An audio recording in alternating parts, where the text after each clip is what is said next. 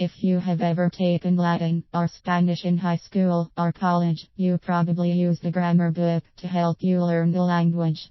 You also may have wondered how your Latin or Spanish grammar book was organized so that you could learn it more easily.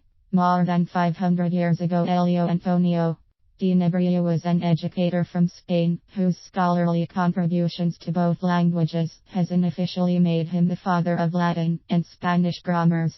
Nebrija's greatest contribution to Iberia and the rest of Europe was the first Latin grammar book, Introductions Latin, written in Spanish in 1481.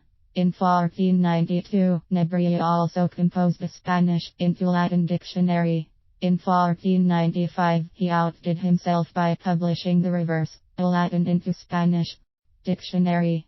They were the first Latin grammar and dictionaries printed in Europe, which was revolutionary because every book printed before was written completely in Latin. So Iberia's Spanish and possibly Portuguese people could read Latin by translating it from Spanish. Before Nebrija published his works, Latin was the language used by the Roman Empire many centuries earlier. Over a long period of time, countries that had been conquered by the empire, such as Spain, France, Italy, Romania and Portugal, spoke in classical Latin for written communication and vulgar Latin for oral communication. As the centuries wore on, dialects of Latin were being spoken in each of these countries and became independent Romance languages. However, the formal classical Latin of the Roman Empire survived in written manuscripts that included classical Roman literature, formal speeches and sermons about morality by the Roman Catholic Church. In 1492, Nebrija wrote the first grammar of a modern European language to be published, La Gramática de la Lengua Castellana, grammar of the Spanish language.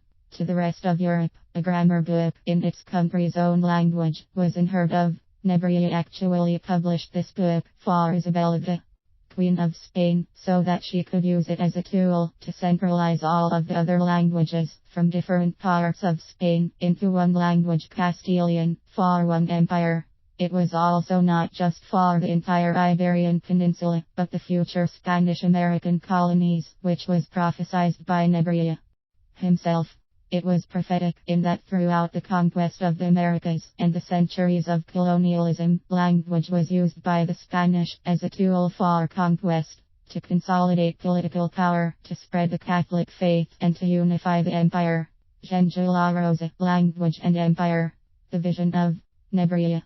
Nebrija divided his Gramática into 4 parts: spelling, speaking, meaning of words and their origins, and grammar and parts of speech. Nebrija included a 5th part, about methods of teaching the Castilian Spanish language. All of these linguistic elements are used in today's foreign language books, not just in the Castilian language. Nebrija even published his final book, Reglas de Ortografaespaola, to focus more broadly on the rules for pronouncing and spelling of Spanish words. After Nebrija's works were published, Castilian Spaniards enjoyed a revival in classical Roman literature.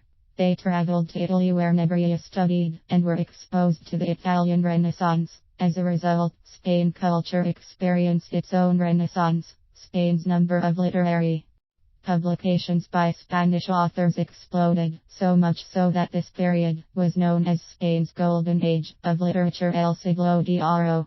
Books, poetry, theater, and short stories were busily being printed in the Castilian language. Among the first popular works were 2 that were written in narrative prose: La Celestina, 1499, and Lazarillo de Tormes, 1554. In 1605, the first part of the world's first and arguably greatest novel, Don Quijote de la Mancha, written by Miguel de Cervantes, was published by popular demand. Elio Antonio de Nebrija's publications on the Latin and Spanish languages were groundbreaking. Just as his first instruction book for Latin was his most important tool for medieval Europeans to read Latin today, the influence of his first Spanish grammar book has been indispensable. Without this Linguistic contribution. The rest of the world would not be able to communicate with roughly 400 to 500 million people in 21 countries whose native language is Spanish.